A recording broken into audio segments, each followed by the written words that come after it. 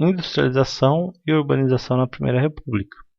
Durante o século XIX, né, o café ele gerava muito lucro e esse lucro exacerbado com o café deu aos grandes proprietários de terra espaço para novos investimentos.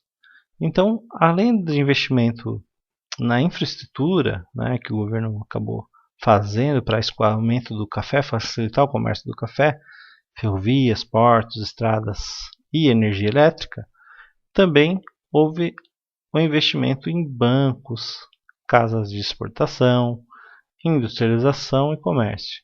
Os grandes propulsores desse crescimento industrial vai ser São Paulo e Rio de Janeiro. Eles vão liderar essa expansão industrial no Brasil. Nós tínhamos aqui um Brasil praticamente quase totalmente negro, né? Ex-escravos, e o Brasil não queria passar a imagem para o mundo de que era um país negro, né? E aí surge a ideia de vamos embranquecer o Brasil, vamos trazer imigrante, né? Vamos trazer pessoas da Europa, da Ásia, né?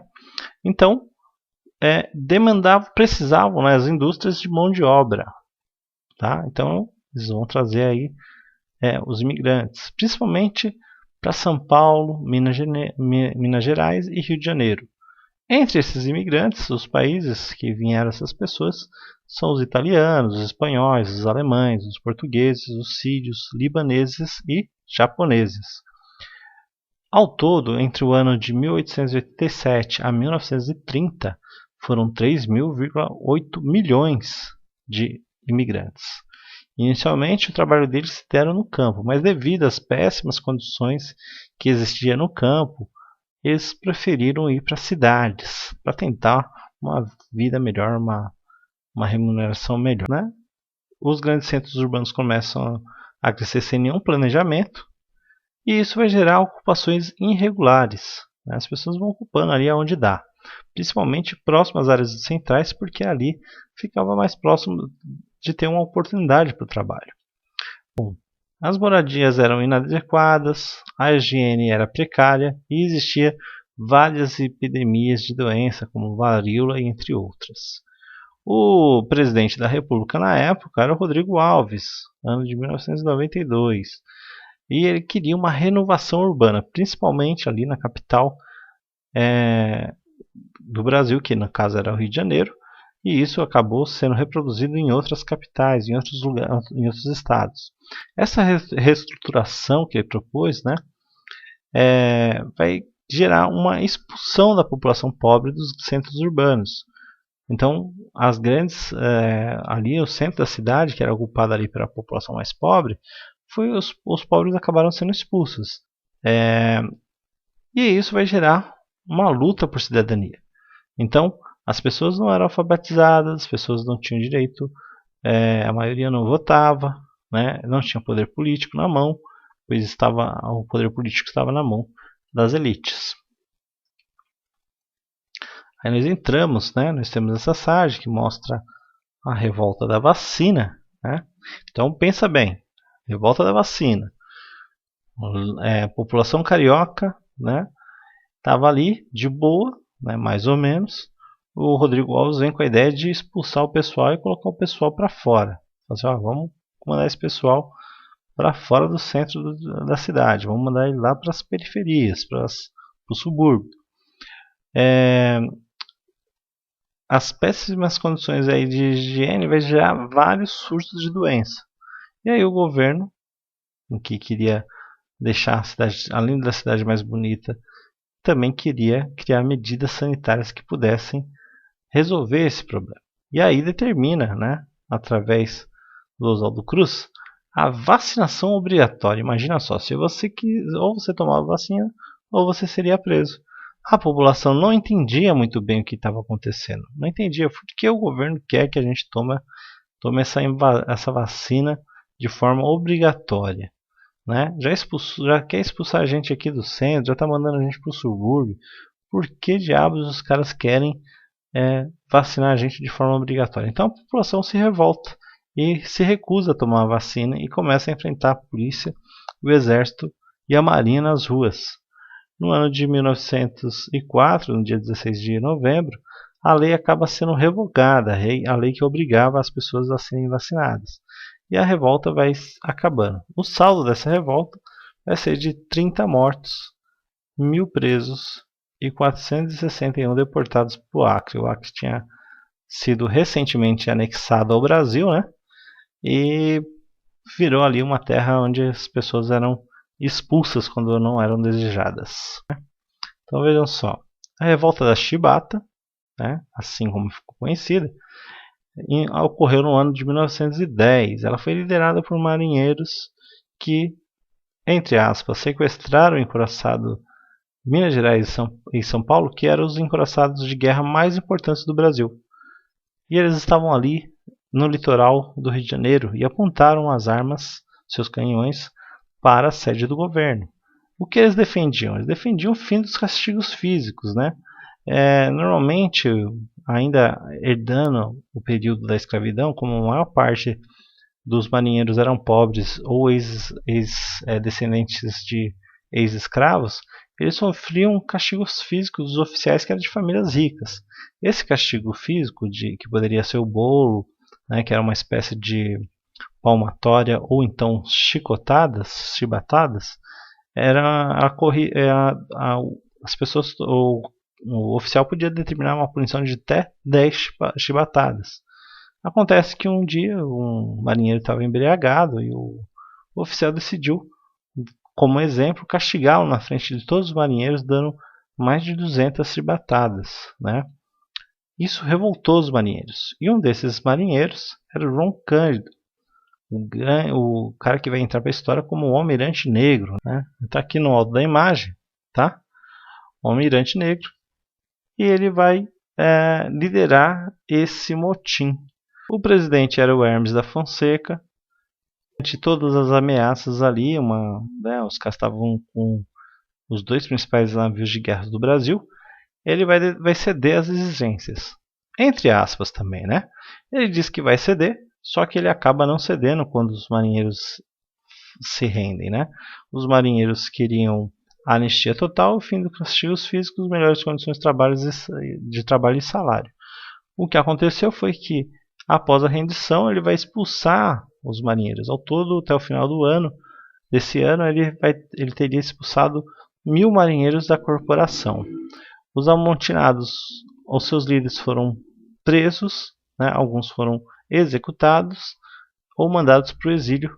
E o João Cândido, que era o principal, né, foi internado no sanatório, que era uma das piores coisas que poderia acontecer com uma pessoa. Imagine sanatório na época, aí na década de 1910, né, as pessoas eram tratadas como bicho, tomavam choque elétrico, eram torturadas, eram humilhadas. Então ele ficou um tempo lá, né, e durante muito tempo da nossa história, João Cândido ele não foi reconhecido como o herói importante que ele foi.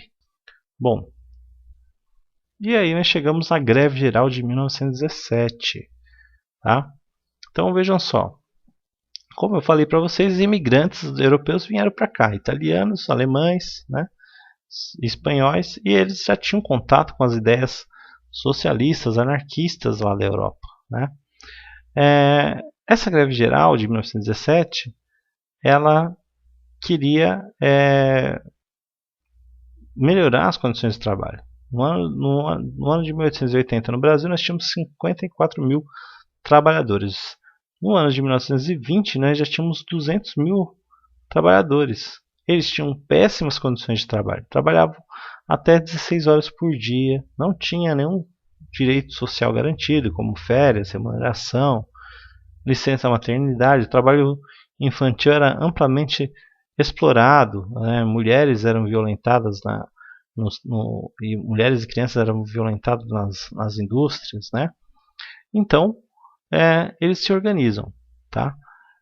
A estratégia adotada era o anarco-sindicalismo, que era uma mistura de anarquismo com sindicato, que era um instrumento de luta para garantir as melhorias de condições. Então, quando a gente for criticar sindicatos hoje, lembre que foi por causa dos sindicatos que você tem os poucos direitos trabalhistas que você tem agora, apesar de que os governantes querem tirar aí os seus direitos. E a outra estratégia, além de lutar por condições melhores, era destruir o capitalismo, que era visto como uma perversidade que provocava uma desigualdade social muito grande e uma revolução social que pudesse garantir os direitos básicos aos trabalhadores e à população pobre. Bom, as estratégias adotadas foi boicote, sabotagem e greves. A greve de 1917 ela foi 3 dias de paralisação, né, que parou diversos setores da produção em conquistar alguns direitos, como por exemplo 20% de aumento e ali o direito de livre associação, ou seja, de se organizar em sindicatos. Mas depois que a greve foi encerrada, os empresários não cumpriram com o que tinha sido estabelecido, né? E os líderes acabaram sendo presos e deportados, ou seja, mandados de volta para os países de origem, aqueles que eram espanhóis, alemães, portugueses. Só para a gente entender um pouquinho a questão do negro. O negro, né, ele não foi... ele, quando teve a abolição, não foi dada muita opção para ele, né? Mas existiam umas teorias que eram de certa forma discriminatórias, né? Acreditava-se que o negro, após a abolição, ele teria ido todo mundo tinha resolvido ir para o centro da cidade, né? E lá no centro, uma vez no centro, como não tinha emprego, eles acabaram se prostituindo e se tornando marginais. Essa era uma visão da história contada pela quem faz a história. Mas hoje a gente sabemos que não foi bem assim, né? Uma parte do recém-libertos acabaram ficando ali mesmo nas fazendas onde estavam, ou em outras fazendas que existiam por perto, através de contratos onde eles trabalhavam praticamente ali pelo alimento, pelo seu sustento, né? E os que iam para a cidade também trabalharam em diversas áreas, né? Nós tivemos negros trabalhando na indústria, no comércio, como na parte artística, cantores, instrumentistas, e até mesmo jornalistas, né? Nós tivemos a imprensa negra, que ela foi um dos instrumentos mais utilizados pelos negros aí na luta contra a discriminação. Mas, de fato, é importante saber, por isso que a gente fala tanto na questão da reparação, é que o negro, após a abolição, ele não foi dado nenhuma garantia para ele, né? Ele não recebeu nenhuma condição de poder se dar bem na vida, né? Então, por isso que a gente fala que desde a chegada dos negros até aqui no Brasil, né, forçados pelos portugueses, sequestrados da África, obrigados a renegar sua cultura, sua origem, seus nomes, né, que a gente tem essa grave desigualdade social que afeta principalmente o negro, o racismo, né? Foram, como a gente falou aqui, das reformas urbanas, foram expulsos do centro das cidades, mandados para o subúrbio, né?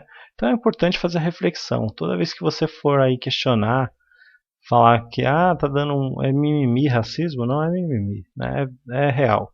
O Brasil é um país racista, é um país desigual e a população mais pobre ainda continua sendo a negra.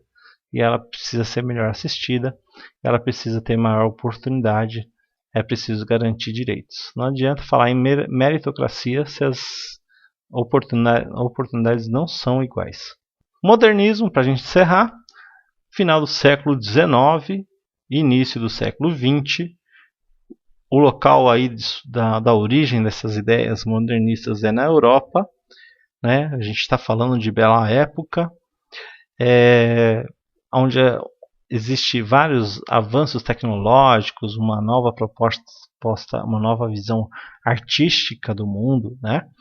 E no Brasil, o Brasil ele vai estar ali antenado com a Europa, porém um pouco desiludido, né? O modernismo um pouco ali depois da Primeira Guerra Mundial aqui no Brasil, então ele vai estar um pouco desiludido ali com a Europa, então ele vai querer, né, principalmente jovens ligados à elite brasileira, vão estar ali querendo romper com aquele passado, uma coisa mais, busca uma ruptura com o passado e tenta se inspirar, né, em novas visões. E entre essas visões estava ali a valorização da cultura local, isso que é extremamente importante. Ligados então com a civilização, né, com o crescimento industrial do Brasil, eles vão estar antenados com essa nova proposta, com essa nova, inspirados com essa questão da tecnologia no Brasil, vão se pautar pelo cubismo e expressionismo, né, que vocês devem aprender mais a fundo em cultura, em artes, desculpem, e também, por que não, em português, e também reforçavam a importância de resgatar a cultura indígena e africana, né? O grande apogeu, o grande ápice do modernismo no Brasil, portanto, vai ser a Semana de Arte Moderna de 1922. Tá? Ela vai ser realizada no Teatro Teatro Municipal de São Paulo, né? Que, em comemoração ao centenário da independência. Né?